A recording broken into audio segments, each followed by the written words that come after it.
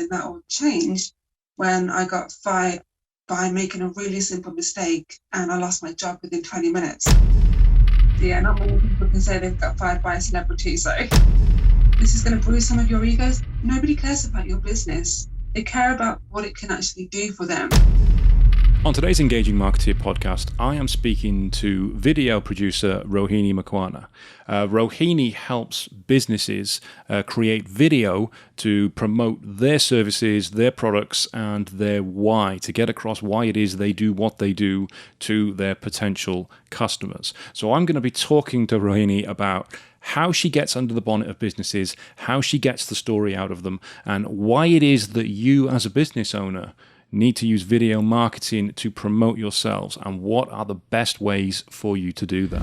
So I've seen a couple of interviews and stuff that you've done before, and you mentioned how you got into film when your dad, I think it was, brought home a very, very large old camera.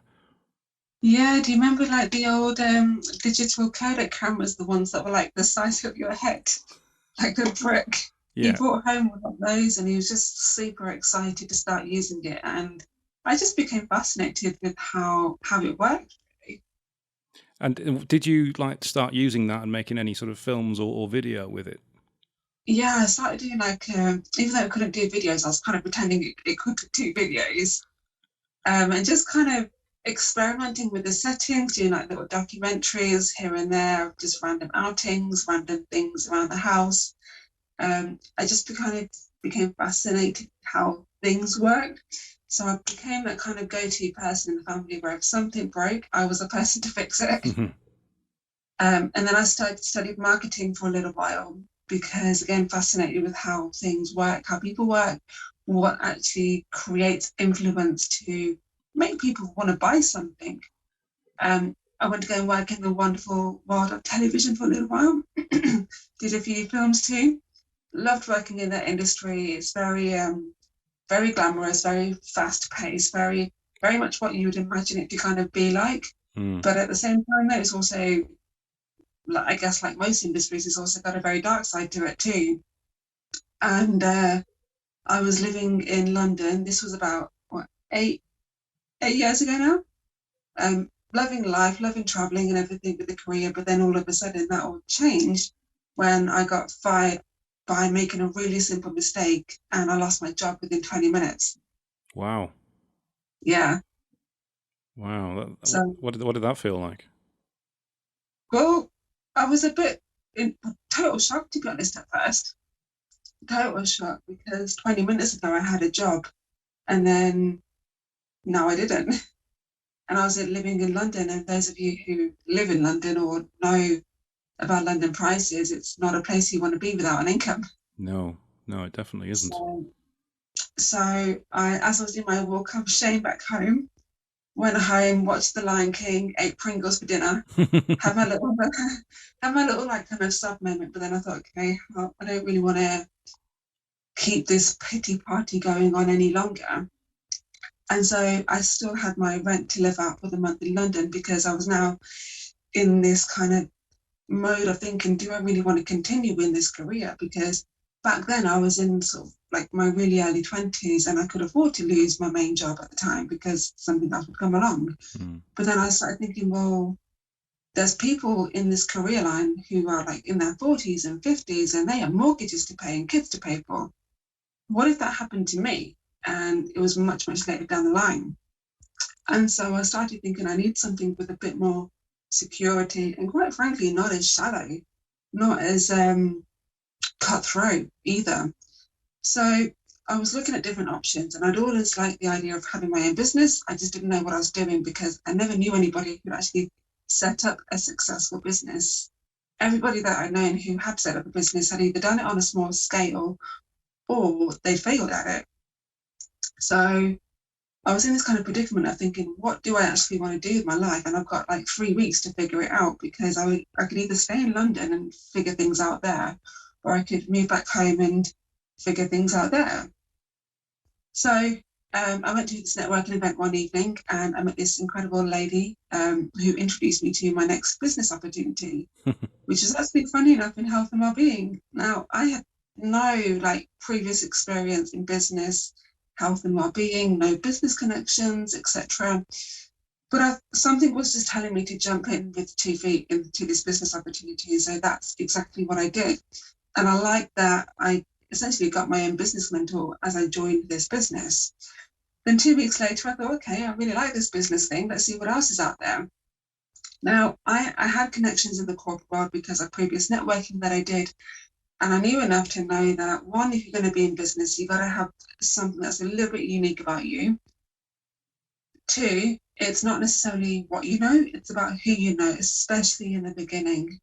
So I found that a lot of people, like in the corporate world, they would get these really nice videos made, but they didn't know marketing, and the production company also didn't know marketing.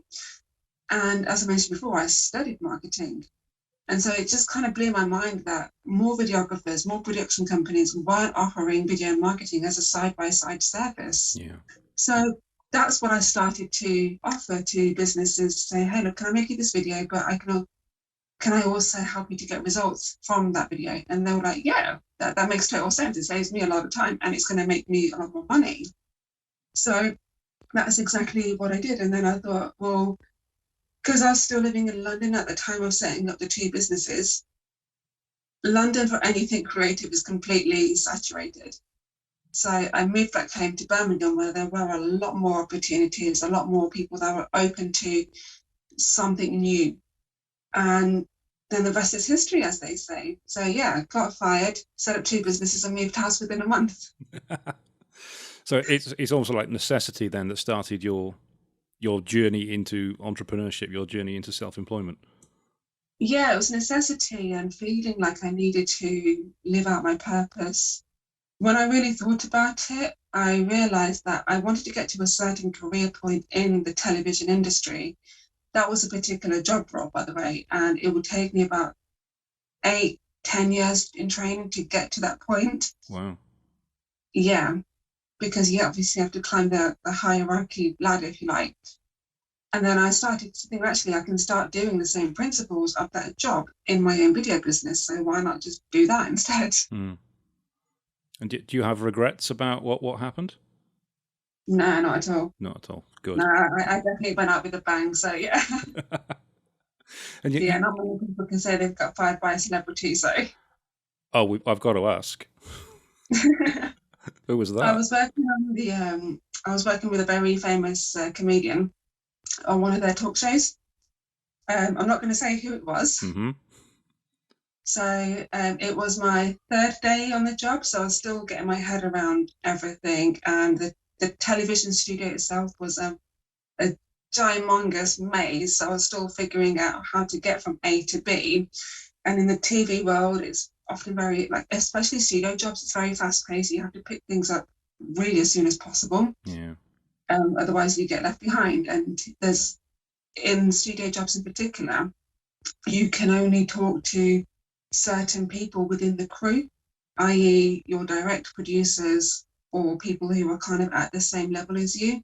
So I was a runner, which was basically like the bottom of the bottom, which meant that I could only talk to other runners on the show or to producers. If I was to talk directly to the comedian or to the writers, anybody else, I could get fired for that. So the producer said to me, Rohini, your job for this afternoon is to meet guests and bring them up to the celebrities' dressing rooms, because sometimes the guests would have like friends and family members that would bring, like, that they would meet before the show, and we would basically we had to cater to them essentially. So I was told to meet them in a specific area of this massive reception place, and I said to this one group, hi guys, who are you here to see? And they told me the name of the comedian they were here to see. And I was like, okay, great. How long have you guys known each other for? And they were like, oh, we've known each other for like years and years. And I was like, oh, great. How do you know each other? How do you know each other? I was asking them all these kind of questions, and it wasn't like they tried to dupe me or anything like that, because the questions I was asking were the questions that I was told to ask by the producers, like, who are you? Who are you here to see? Like, how do you know them? What's your kind of favorite memories of them, if you like, kind of thing. So I took them up to the dressing room. Again, I got lost. It took me about 20 minutes because I was figuring myself around this maze. And I thought this weird comedian, because it was my third day, I was still trying to essentially impress people. I was basically panicking, trying to get them to the room on time so I can keep things on schedule. And I thought this comedian was in rehearsals on that particular day. They weren't in rehearsals. They were lying there on their sofa in their dressing room. And I just walked straight in with these guests.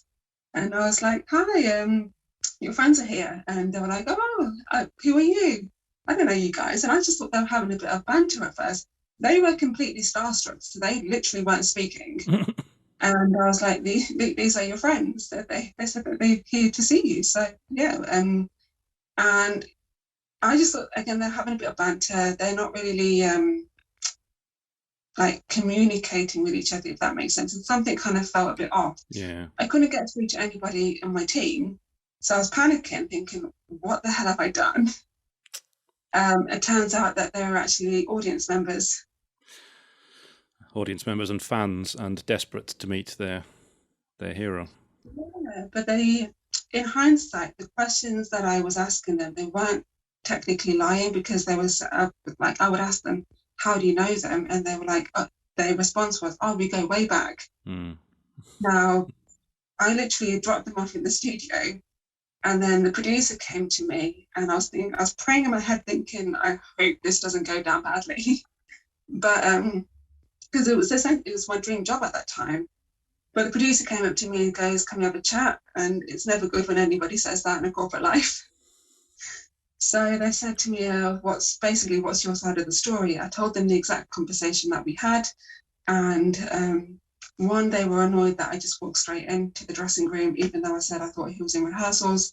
And two, they said, well, there was a list that you were supposed to have.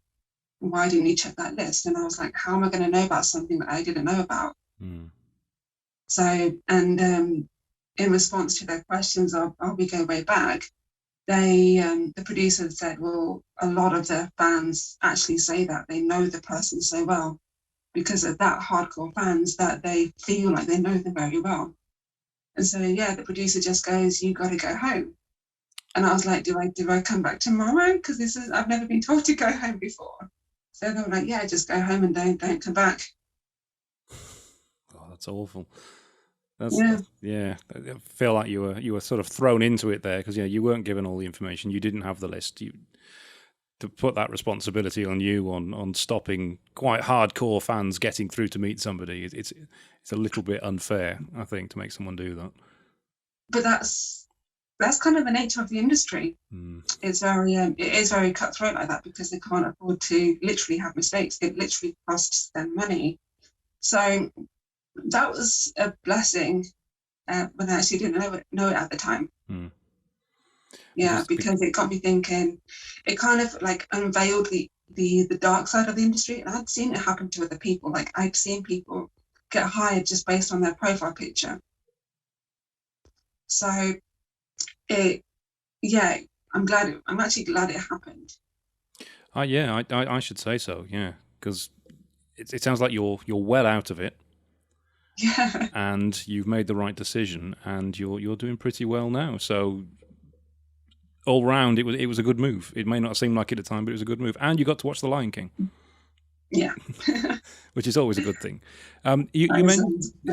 You mentioned companies doing videos, and video marketing, or video companies not necessarily understanding marketing.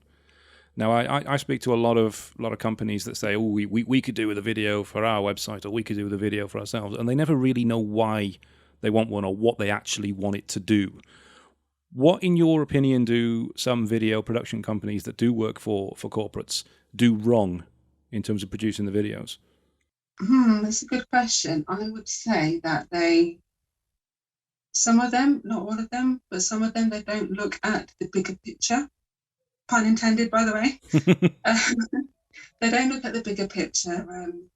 In fact, one of my sort of long-term clients, I said to them, why did you choose to go with me? Because they're quite a big e-commerce company, and they could have had their pick of pretty much any production company out there. I said to them, why did you choose to go with me? And they said, well, when we called you, one, it wasn't straight onto business. you ask questions like, what is the purpose of the video? What do you want to use the video for? Where is the video going to be shared out to? Who are you trying to attract from the video? And you got us thinking about more ways that we can use the video. And I think from the sounds of that conversation, the other production companies, one, they made him feel quite small because they were straight onto the budget. What's the budget? Can we actually work with you? And so straight away, he felt like he was just money to them. And my kind of thinking is, I don't actually know if I could work with you, so I've got to ask these questions to figure out if this is actually the right move for you. And I think that's where we operate a bit differently. I think that's where also a lot of production companies, they slack, basically. No, I'd completely agree with that, because I mean, we do a lot of websites and we do Facebook advertising and we do search engine optimization for clients, and quite often somebody will come to us and will say, can you do Facebook ads for us, or can you do Google ads for us? And a lot of companies in our position will go, yeah, we can, and they'll give you a quote for it and say, this is what it's going to cost you.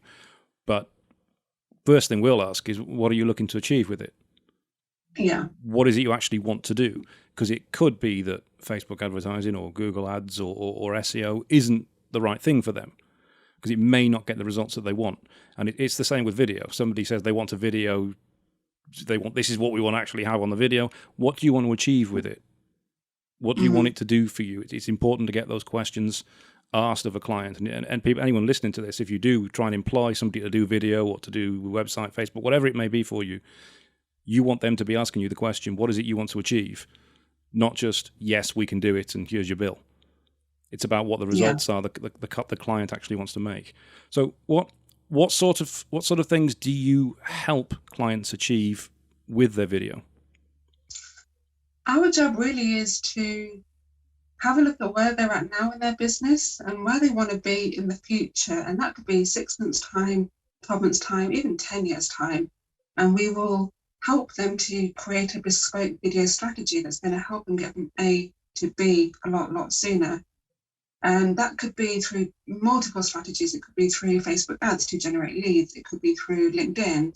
It could be through just sending emails out to their internal clients. So maybe they don't want to be public about the videos, but they just want to keep their current clients happy and keep them coming back. Or maybe they just want to use the videos to secure new investors. I've had a lot of businesses wanting to do that. They don't want to be public about their affairs, but they want to secure funding from certain individuals, and having a video to show them what they're investing in is really, really powerful. So we have to understand what the bigger picture is, and then we decide, okay, this is probably going to be the best solution for you. I've seen some of I saw one video you did today on, I think it was for a property developer. You were talking about setting up a time lapse for a property developer. Is that the kind of thing you're talking about clients looking for investment? Because that obviously is an industry where investment is critical, and having faith in the ability of the person you're investing in is very important. So what can you do for property developers to help them secure investment? So we have a property client at the moment. One of them is a lettings agent. What we do for them is, one, we help them to maintain their brand awareness online, which helps them to stay ahead of their competition. They operate in a different league of their own anyway, so for us, it's just about showing their professionalism, and that in turn directly helps them to get more leads. So it's about, one part of it is showing actually what can you do for members of the public, what can you do for your clientele, what's the problem that you solve for them. But also it's the other side of it is showing people what they're actually investing into. So I've had other property clients where they want to have walkthrough videos of a new development that they've just done. And that video has directly helped them to secure new tenants, because the tenant can see like literally what they're buying into without having to use their time on the viewing. The investors, so people that offer loans or angel investors to help the property developer can basically say, this is a bit about my company, these are the kind of properties that I invest in, here's some videos for you to take a look at. The the person that's basically sending the finance can then say, okay, cool, I can see that. So it just builds up that credibility in people's minds rather than them having to use their time to physically go somewhere, which time is money, or trying to read it from a piece of paper and visualize what it's about. In terms of companies that are thinking about video to help sell their products, their services, or sell their ethos on what they do, what do you think a company needs to have in order, needs to have prepared before they even go towards producing some sort of video? What do they need to know about their business? It depends. So if they want to record the videos themselves, there are certain things that they need to know about before they record it themselves. There's certain equipment that they would need to invest in first and foremost. But I would always say to anybody really, before you start hitting record or hiring a production agency, really nail down what your objectives are.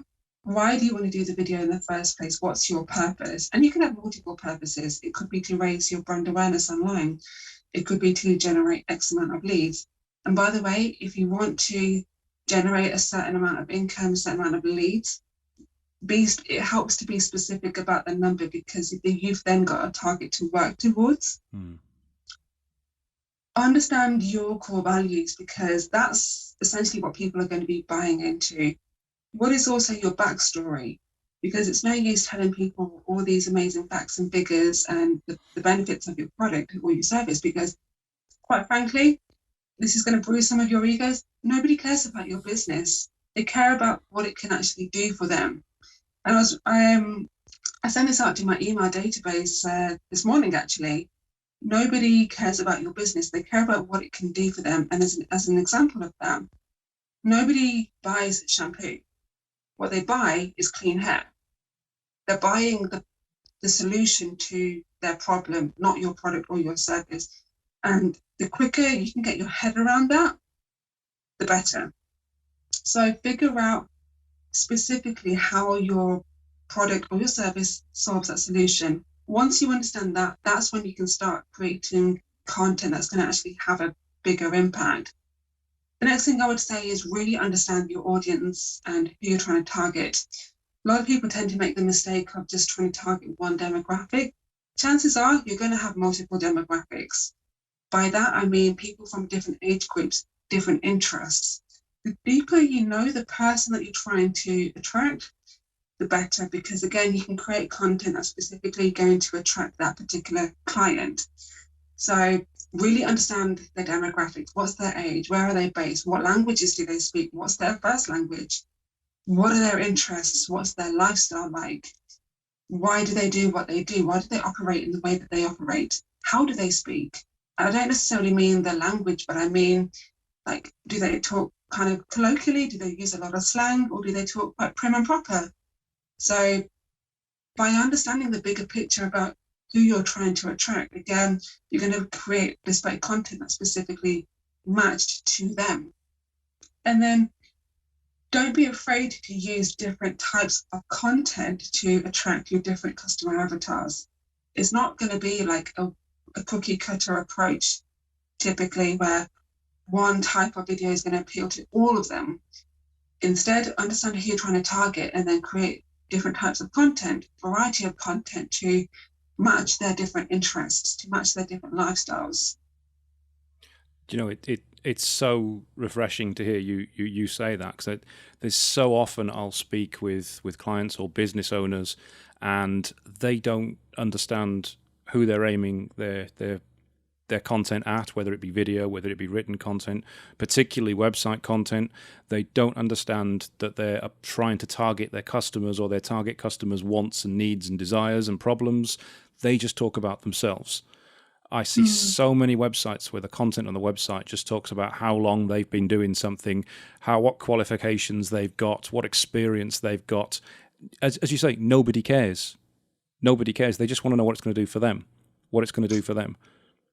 Here's the thing, right? Having all of these awards, like lots of experience, lots of essentially vanity metrics. Like, I think when I see businesses like trump how many awards that they've got, how many years of experience that they've got, how many big name clients that they've got. All of that is vanity. It's just stuff to kind of build up your credibility and allow people to build and trust in you. What they still care about underneath all of that is, what can this person do for me? How are they going to help me in a particular problem that I have? They're thinking that on a subconscious level. So if your content doesn't have substance where it actually talks about how you can solve their problems and make their life a lot better, it's just all for vanity, essentially. And one thing you touched upon in there was their why, their story, which is so important to get out for a business, especially through video. And most businesses don't know their why. They don't know why they do what they do. How do you help businesses get to the bottom of their why when you're producing a video with them? I quite literally keep asking them why. Why do you do what you do? And the chances are the first answer is going to be the sort of surface level answer. Then you go a bit deeper to say, why do you do that? And then you keep asking why until you get to the root of everything. And usually it's a case of they want to maintain a certain lifestyle. They've got kids that they want to inspire. They've got kids that they want to support, or they want to achieve certain stuff because it makes them feel good.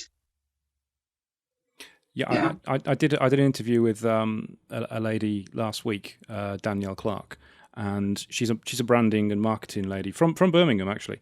And we came across her why in the interview, which she was sort of aware of before. But she didn't realise what her why was, and came across it on the actual interview, that her why traced all the way back to primary school. When she was told she wasn't able to do something. She wouldn't be good enough to do something, and she went ahead and did it anyway. And she realised that during the actual call. So it was a great interview, because it's like we've got to the bottom of her why. We've had a breakthrough on the actual interview itself. So a lot of people don't know their why. They can't get to their why. I've done this exercise myself, and quite often, as you say, it's keep tracing it back, keep going back, because the reason people give us why isn't necessarily the real reason they give us why. It's why they think it is. And that's so important to actually come across in a story format. I've done it myself. So I've got different whys for different parts of the business, and it is so useful to do. How do you help people though with video when they say that I know I need video for my business, but I'd be rubbish in front of a camera. I can't speak in front of a camera. I don't have the face for camera. How do you talk to people like that? First of all, I've got to establish whether or not it's a confidence issue or something else. So 9 times out of 10, it's going to be, I don't like how I look or how I sound on camera. So we can work with that, which is absolutely fine. The other part of it is thinking, well, is having your face on camera the right strategy? Because sometimes having an animation is the better option. So I'll talk through the confidence to begin with. So confidence, chances are, if your first video is perfect, you wait way too long. It took me about 2 hours to do my first pre-recorded video, and I pretty much just stumbled my way through the whole thing. So my first tip is to recognize, where does that lack of confidence come from? Like, really, where does it come from? Because it's not enough to say, oh, I just feel self-conscious. Where does that self-conscious feeling come from? When we start to address that inner feeling, 1, we unearth limiting beliefs, and that in itself can help us to actually progress. But 2, we can start to kind of work forward from that point of thinking, well, that's the point where I started to kind of lose the confidence. That's where the lack of confidence comes from. And then you can kind of bridge the gap to move forward from there. So it's about having that sense of awareness to begin with. For me, it was a case of thinking, well, 1, I want to prove people wrong that I can actually do it, because like Danielle, I was also told that, I can't do it. I can't charge a certain amount or whatever. I wanted to prove the naysayers wrong, but also it was the thing of wanting everything to be perfect. Because I'm such a technical perfectionist, everything that I put out there, I want to make sure that it's got everything to the T down sorted to it. So it took me a long time to get my head around the fact that actually it's okay to make mistakes. It's normal, it's human. And when you kind of stumble through things, it makes it more relatable, funnily enough. So yeah, I mean, I've got a bunch of videos on how to create camera confidence. I'm more than happy to share those links with you guys. And these are just tips that have actually helped me to get more camera confident, help my clients to get more camera confident too. So that's the camera confidence side of things. Now, sometimes having your face on camera might not be the best option, because if you've got, say, a product that you want to demonstrate, something fairly complicated or fairly boring, and you just want to kind of bring it to life, an animation may be the better option for you. And they're actually probably more affordable than you think. So animation is option number one. You can also have one of your team members record a video. Even if they're virtual, they can just get on camera to say, this is what I do. This is why I like working with so-and-so. This is why I like the company. This is what my role involves. A bit about them. What those kind of videos do is it shows team culture. It shows a bit about the behind the scenes, like people will watch that thinking, okay, cool, I really like that person. So those are the first two options. Next option is you can get your clients to record testimonials for you. Really, really powerful. If you've done a really great service, or somebody's loved your product, chances are they're going to be willing to get on camera to say really few nice words. The trick is with testimonial videos is to tell the client to say what their problem was before they had the product or service, then how they got introduced to your product or service, and then the solution that it gave to them, and then how they feel. So there's 4 components within that. Really, really powerful psychological stuff. And the reason video testimonials are so powerful is because you can go on and on and on about how amazing your product or your service is, but when somebody else says it, it just brings a whole new boatload of credibility to your brand. But also, chances are they're going to share that within their network as well. So you've just raised your brand awareness by asking them to do a testimonial video for you and sharing them out. There's loads of other options where you can do videos without having to physically be in them. A lot of it revolves around showing people behind the scenes content. So, for example, like a day in the life of a CEO, or showing a product being made, or showing your services being delivered, whatever it is. People love to see like behind the scenes content, because they're a bit nosy at the end of the day. They like to think like, oh, what's that about? And I'm sure you know TikTok, right? You've heard of it. I am familiar with TikTok. Yes, my daughter is on TikTok. So there is an account on there that I used to follow where they literally just bag sweets. That's it. All they're doing is showing the process of them putting sweets into the packaging. That is it. But the way that they do it is in such a sensory, satisfying way, so that people like to hear the sounds of their sweets being packed. They like to watch it being poured in. So what makes that video so powerful, or that type of content so powerful, is one, having the right sound, but also having the right lighting in place and having the right camera angles. And literally people would order through her TikTok page just to see their process being made. That's it. And then in the video, she would comment, she would highlight their comment in the corner saying, can you do me a green bonbon pack or something like that? Or can you do me some Coca-Cola bottles? She would highlight their comment and then show it being packaged away. So that's what I mean by, and by the way, she's got millions of followers just by doing that type of content. Wow. So what advice would you give to somebody who wanted to make their own videos and do it themselves? So from a technical standpoint and from an actual planning standpoint as well. There is loads to consider, probably too much to cover in this particular podcast. And that's why I created a course on how to make your own videos from your smartphone with confidence. But in a nutshell, the points that I made earlier about understanding your audience, why you want to do videos, the theory behind your purpose for doing videos, understand all of that first. Then get yourself a selfie stick tripod. So they're really lightweight. I think they're like 10 quid from Amazon, so dead cheap and really, really durable. and it allows you to just prop up your phone on like a flat surface and you can just record straight away.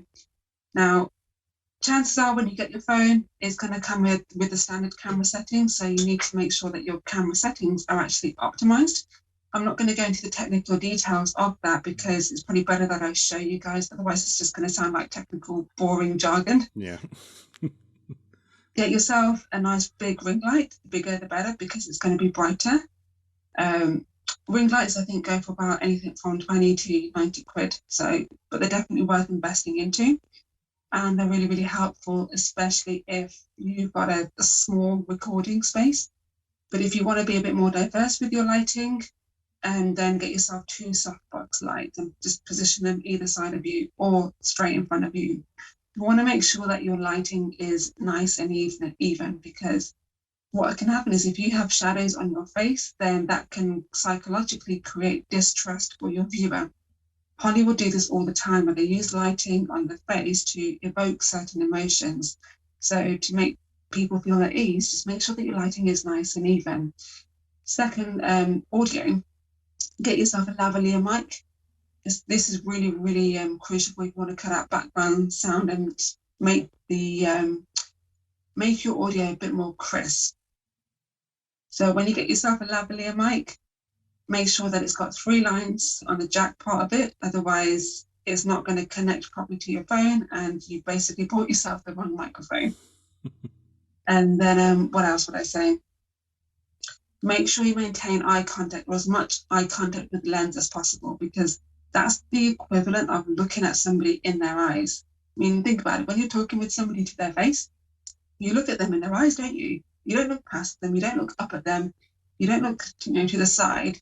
So don't be, like, as beautiful as you are, don't be tempted to look at yourself when you're recording on the screen. Look at the lens, because that's going to help the viewers to, one, engage with you on a subconscious level, but also to build trust with you. And it's the exact same principle of if somebody doesn't look at you in the face when they're talking with you, does that person make you feel at ease or not? That's good advice. I mean, you see so many people doing that when they're recording videos with their phone. You can see they're just looking at the screen. And it's so easy to do because you just get distracted because that's what you think you need to look at. But it's actually the very small little lens you need to be looking at. What I tend to do, I've got a little clip ring light that I put around the lens on my phone to remind me that that's where I need to be looking at. So I'm looking into the light, not looking at my face. And one of the guys here records videos on his phone, and he keeps forgetting. So I've actually told him, actually turn the phone round, don't put it on selfie mode, so you can't see the screen. It's a better camera on the other side anyway, so you're going to get better video. So then it's a big, with the iPhone, it's like a big triple lens thing. You can't miss that. It's the only thing to look at. So that's one thing I do tell people to do. Your courses, your camera confidence course, if you share the link with me, I'll put that below the podcast so somebody can sign up for that, either via Apple or via YouTube or wherever you guys are watching this right now. Is that a course that they can do online on demand, or do they have to sign up and do a live course? No, it's designed to, one, be really easy to digest, so they can cover it in an afternoon if they really wanted to. They can pick up and watch the videos in their own time, so there's no like live video demonstrations, etc. Obviously, if they want one-on-one support, I'm more than happy to help them with that, and we can arrange a time to do that with them. But it's really just designed for them to just pick up and go. And I wanted it to be super affordable, so I just marked it up as 30 quid. 30 quid? That's a bargain. Yeah. That's a bargain. Yeah, I know, right? And once somebody has completed that course, what will they be able to do? Make videos with confidence from their phone, know exactly what they're doing. Because in the course, we don't just talk about the technicalities of how to record the videos, but we also talk about how to structure your content, how to actually create content that is going to appeal to people in the first place. And that's the point that I wanted to mention earlier, actually.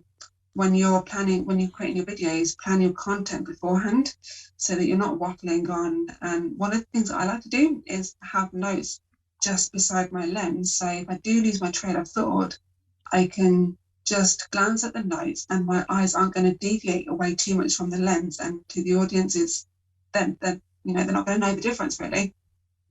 That's a good idea. I mean, I tend to go through scripts in my head over and over again before I actually do something, because I can't read a script and learn it.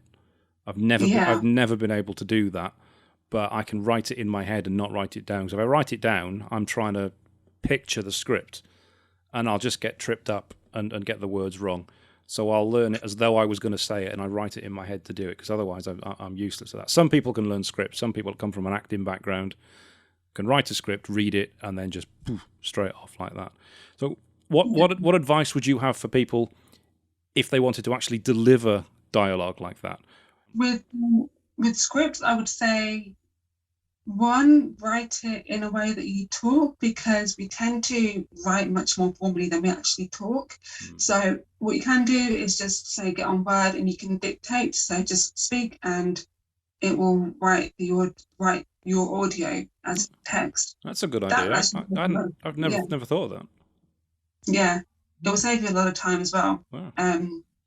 So that's one option to do, and then you can download like teleprompter apps, so you can just use that said script, upload it to the teleprompter app, and that way you're not having to try and memorize anything. You don't have to pause and look down at the scripts or whatever, because the script is directly in front of you, and the teleprompter app, it will detect when you're speaking, and so it will keep scrolling up and then pause when you're not speaking. So really, really helpful stuff. Yeah. I would always suggest to people unless your content is particularly wordy, like it does need certain information to be in it, try and avoid scripting it if you can, purely because you don't want to sound too like robotic. Also, what I tend to do is just bullet point the content I want to discuss, bullet point it in the order that you want to discuss it in. The reason I say to do that is because, one, it's going to like sound so much more natural, and two, it will overall it's just going to sound a lot more natural. But also just remember that you're the expert. You know your stuff inside and out. You know your business inside and out. I think a lot of people, when they start recording videos, they forget that. They forget that people are watching this to see what can I get out of it. They're watching you, the expert. So you don't have to kind of prove yourself or anything like that. You don't have to get the information perfect, but you do have to show up and be consistent with it. No, I think consistent, that's a great tip there, because a lot of people have the idea of doing videos and they're not keen on being in front of a camera or talking, so they'll do one, maybe two. They might put it on LinkedIn and then they'll shy away from it. Oh, I've done it now, I don't need to do it again. But consistency is the key. If you do it regularly, people see you regularly talking about it. They see you as the expert, and when they do need what it is that you do, what you can help with, you're the person they think of. They're not going to think of you if you're not doing it, because they won't see you. You're not going to come to mind. It is about the consistency and getting out and doing it. That's what we call attraction marketing, which is really, really powerful, where you're putting content out there. And by the way, guys, when you're putting content out there, don't do it with an expectation of I'm going to get a certain return back, because people can kind of sense that. People can sense when you're just putting out content, one, for the sake of content, but two, when you're putting it out there and expecting something in return. Put it out there because you genuinely want to help people. You genuinely want to educate people. You genuinely want people to succeed. I always say to people, people are like, because I'm not one of those like agencies that keep all their secrets to themselves. So it's me, and I've got an incredible team behind me. But really, from day one, I've taught people how to do what I do. And a lot of people in my industry are afraid to do that. And when people ask me, why do you just share all of your industry secrets? Why don't you monetize it? Or why don't you do this? And my first response is, one, I do monetize it because people ask me to do it for them. But two, people have this fear of thinking, well, if I put out all of my knowledge, then that's going to give people a treasure map to success without me. And after 10 years plus of working in marketing, I can honestly tell you that is not the case. People just want education. People just want to know that you can do what you say you can do. They want to know you, the person behind the brand. And by you putting out value in the first place, it allows them to build that relationship with you without you having to sometimes physically interact with them. So don't be afraid to put out content. out there, because what that is doing is pre-qualifying people. So by the time that they are ready to do business with you, they're already ready to do business with you because they've already seen your work, they know what you're about, and they're ready to do something. It's just a case of ironing out the details, rather than you having to then close the sale or like force close the sale or chase clients, etc. They're coming to you. They're then deciding, is this person right for working with me? And if they are, amazing. If not, then also amazing, because you just saved yourself a headache client. Yeah. No, So yeah. I love that bit of advice there, because I've heard people complain about that before, saying I don't want to put all my secrets out there. I don't want to give people all my knowledge because then they won't need me. And it's like, you're right. It doesn't work like that. Somebody's not going to look at the videos you do or read the blogs that you write and then suddenly know everything you know about your industry and how to do it without you. It doesn't work that way. But people, I mean, the way I kind of look at it is, if they can do what you do, amazing. That's going to save you time and allow you to help people who genuinely do need your help and don't have the time for you. But also the other side of that is, when they start to do it, they'll realize how challenging it is and how valuable your services are. They'll realize that they're working in the business and not on the business. And there's a difference with that, because what I mean by working in the business and on the business, when you're working in the business, you're doing activities that aren't necessarily generating direct income for you.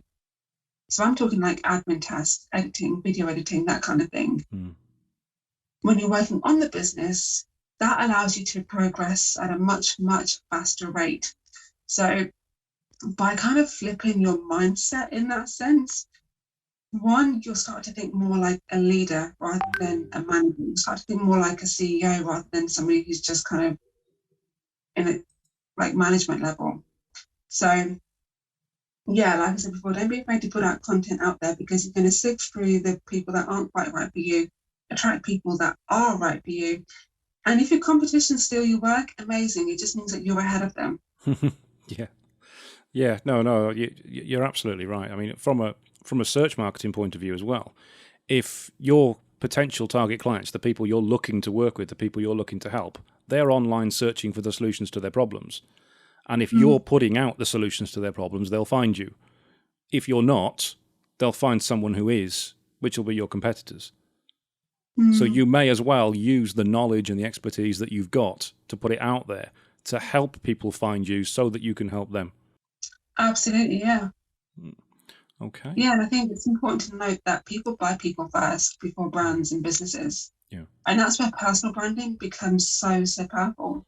Like, people often ask me, what works better, a personal profile and a business profile? They are both just as important as each other, because one, people want to connect with a real human. And when I say connect, I mean they want to build rapport, they want to build a relationship, they want to learn from a real human. So that's where the personal branding could come into play. And with your personal branding, I'd say, don't be afraid to like share your opinions about something. Don't be afraid to be a bit controversial. Be 100% your authentic self. And that sounds scary to a lot of people, and I can completely relate to that. What I found is, when I started putting myself out there, I started attracting people that I want to work with, and I started repelling people that I don't want to work with. So it's a win-win situation, because if somebody is going to be offended by you, do you really want to work with that person? If somebody is going to judge you and not do business with you based on your hair or how you look or how you sound, do you really want to work with that person? These are the kind of questions that you kind of have to ask when you are putting your own content out, or you're not putting your own content out there, or like for reasons of your own, like backlash, for example. Then the business profile works really, really well, because that's where people go to find out updates about your industry, find out updates about your business, see whether or not you're credible. Chances are, so what my audience typically do before they pick up the phone and say, I want to work with you, is they'll see my content, they'll sit and follow it for X amount of time, and then they will go and look at my business profile to say, okay, cool. And that just solidifies their decision, because everything that I've said in my personal profile is reflected in my business profile. And then they pick up the phone and say, hey, cool, can we do something? And I'll give you an example of that. First one that comes to mind actually is I had a client who called me up and said, no, he messaged me on LinkedIn at first. He goes, been following your content for a while. And by the way, this person had never interacted in my content. They'd never messaged me before. We met at a networking event, stayed in touch online, but I never engaged in his content. But he'd been secretly watching my content, consuming it, digesting it, understanding it. He never liked it, he never commented, he never shared any content, he never messaged me before. But out of the blue, he goes, I've got an event coming up in Bristol and I want you to film it. The quote wasn't an issue because he already had the credibility in his mind. When I asked him about his customer buying journey, he explained that he'd been consuming my content for a while. So he knew that I was the person and my business was the business for him. And that he'd then just checked out my business profile to make sure that everything kind of stacked up. And then, yeah, that was it. The rest is history. So that's the power of putting out content consistently, putting out the right content consistently, and genuinely doing it because you want to help other people to succeed. Yeah. If your customers decide to go off and do their own thing, amazing. It just means that they're not ready for you yet. If your competition decide to steal your content, amazing, because that information is already out there in the first place. So why do you care? No, you're 100% right. I mean, well, I run a couple of Facebook business groups, and I'm in a lot more. And there's so many people that use those groups, and all they do is they share posts for their Facebook page, or share products or services they do, or they just post in, this is what I'm selling. And the one I moderate, I have to keep telling them, this isn't how you do it. This isn't how you promote yourself on social media. You need to be helping people. You need to be showing your knowledge, showing your expertise, showing that you care, not just buy my stuff, buy my stuff, buy my stuff. And so many people just don't get it. They just don't understand it. They just don't get that how content, whether it's video or text or in a social media post, how you actually get people to buy into what you do so that they want to work with you. And it's really frustrating that so many people don't understand this. Yeah, I would almost argue that they're newbies in business, because even the bigger businesses like Apple, Microsoft, Amazon, they still take the time to build relationships with their customers. They do it in a different capacity because obviously they're a much, much bigger business, but they've still got ways of encouraging engagement for their customers. I think it's really paramount that you've got to make it clear that why should people watch this video in the first place? And I don't just mean because they're going to get the benefits from it. Again, like I said earlier, nobody cares about the benefits. They care about what the benefits can do for them. Yeah. No, you're absolutely right. As a final question, for somebody that wants to get in contact with you, whether that's to work with you or to buy one of your courses or to even watch the videos that you do, how can they get in touch with you? They can find me on all social platforms, so Facebook, LinkedIn, Insta, TikTok, and the handle is at Livewire Media UK. Okay, thank you very much. And I will put all of those links below this podcast as well, so people can click straight through to get in touch with you. Thank you very much for joining me today. It's been an absolute pleasure speaking to you. I always enjoy talking to people who really get marketed and understand how it can help businesses. Amazing. I really appreciate the invite. It's been really enlightening on my behalf as well, actually. All right. Thank you very much. Thank you.